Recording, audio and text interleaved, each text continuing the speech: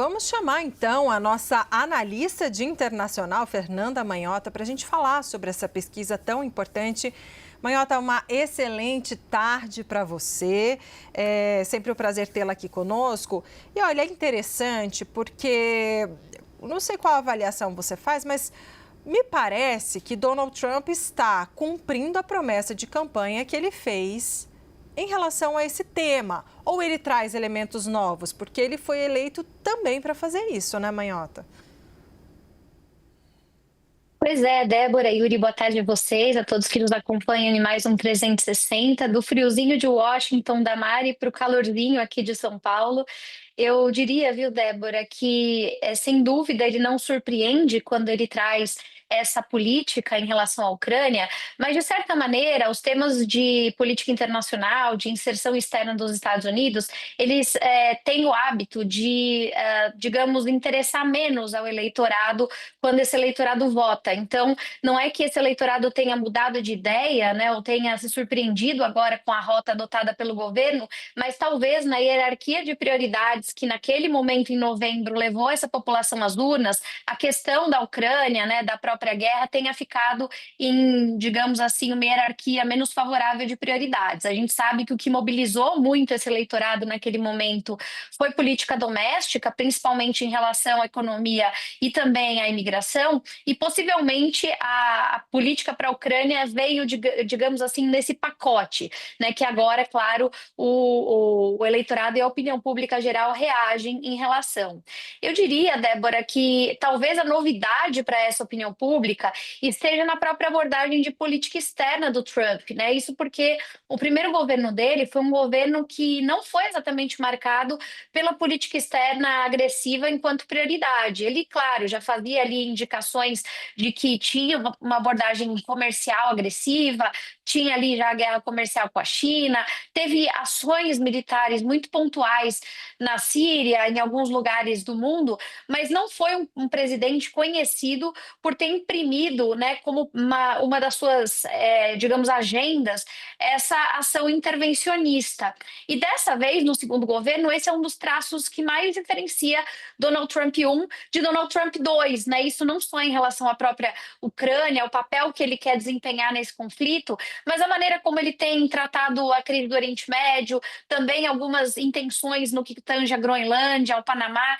Isso desenha no horizonte um presidente Trump muito diferente do que o eleitor americano talvez estivesse habituado a gerenciar. E aí sim, Débora, essa questão da prioridade de votação do eleitor venha à tona via opinião pública, porque afinal de contas havia uma expectativa de que ele endereçaria o que foi tratado como prioritário na eleição e agora parece que ele está muito mais focado em outras questões que não aquelas. Então esse ruído me parece que passa por esse lugar, Débora.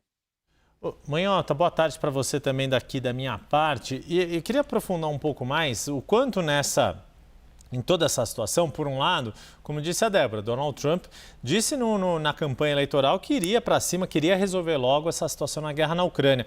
Mas todo esse contexto de, talvez, na visão do americano que passou décadas tendo os russos como seus principais rivais no mundo, desde a Guerra Fria, e mesmo após a queda do Muro de Berlim e o fim do Império Soviético, etc., ainda fica esta imagem de ver os russos como principais inimigos, né? Basta ver, por exemplo, agora aquela série recente com o Robert De Niro, Dia Zero, né? O primeiro suspeito ali do atentado da trama são os russos. Esta proximidade que Donald Trump demonstra com Vladimir Putin pode acabar tendo esse tiro no pé do ponto de vista de imagem perante a opinião pública americana? Concordo muito com essa abordagem, Yuri. Acho que os números da nossa pesquisa, esses números que você bem apresentou, eles refletem muito mais, né, a rejeição dos americanos em relação aos russos do que propriamente em relação à política de Trump para a Ucrânia. Quando a gente pega a série histórica e olha para essa opinião pública, então tentando mapear, afinal de contas, o que pensam, né, os estadunidenses a respeito da Rússia, a gente verifica, e aí eu vou fazer um recorte só para encurtar a história, digamos, digamos, do início dos anos 2000 para cá, vamos chamar de era Putin, para facilitar, a gente identifica um período de franca deterioração nessas relações. Então, se essas relações já não vinham bem de antes desse período, da Guerra Fria, dessa memória soviética e tudo mais, isso também não melhorou durante esses últimos anos da então chamada era Putin. Nós tivemos ali no comecinho dos anos 2000 um período de uma leve aproximação entre Estados Unidos e Rússia, no contexto do pós-11 de setembro, em que a Rússia foi um aliado importante no combate ao terrorismo em algumas partes do mundo, inclusive no Oriente Médio, mas logo depois, né, principalmente ali em função da invasão da Geórgia em 2008, depois em 2014 com a Crimeia, e claro, em 2022 com a invasão total, né, dos territórios ali do Donbass, essa percepção ela foi piorando. Eu separei aqui uns dados só para compartilhar, para vocês terem uma ideia de como isso é flagrante, né, na política dos Estados Unidos. Para vocês terem uma ideia, entre 2018 e 2021, e os dados que eu estou citando são de uma das maiores instituições de pesquisa de opinião pública do mundo, né, a Pew Research Center, cerca de 60% a 70% dos americanos tinham uma visão negativa da Rússia. Então veja que a gente já está falando aqui de números alarmantes ali no começo da segunda década dos anos 2000. Quando a gente avança para o pós-invasão de 2022, esses números, agora de 2024, tanto da Pew quanto da Gallup, mostram o avanço de 60 e 70 que nós tínhamos em poucos anos para 80% a 90% de rejeição.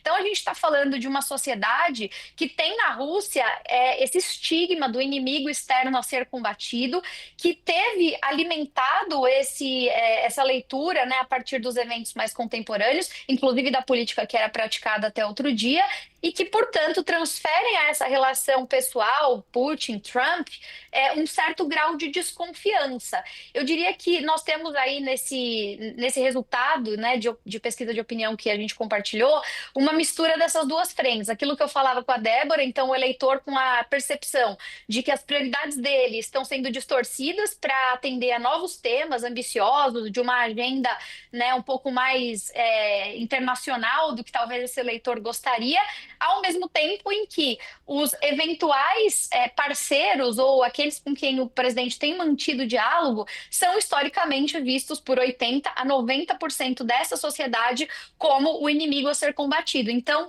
é muito menos sobre a Ucrânia ou sobre o potencial desse acordo de paz em si, e muito mais sobre, afinal de contas, para que o Trump foi eleito, com que mensagem e fazendo alianças com quem, né? A gente está falando de um governo que tem aberto, digamos, frentes de conflito, não só com aqueles adversários históricos, tradicionais, como a própria China, mas que tem colocado contra a parede os aliados, né? O vizinho de cima, o Canadá, os europeus, e isso desperta uma certa apreensão em boa parte dos americanos. Quer dizer, ele pode não ser tão sensível às questões de política externa, mas ele está habituado com um certo grau de estabilidade que vem de algumas alianças que estão sendo agora nesse momento confrontadas. Então, acho que essa pesquisa revela um pouco desse ceticismo que muitos de nós temos sobre o futuro desse conflito. Muita gente pensa que, nos termos como ele está sendo negociado, vai ser improvável que ele seja duradouro. Essa é a preocupação, inclusive, da maioria dos ucranianos hoje.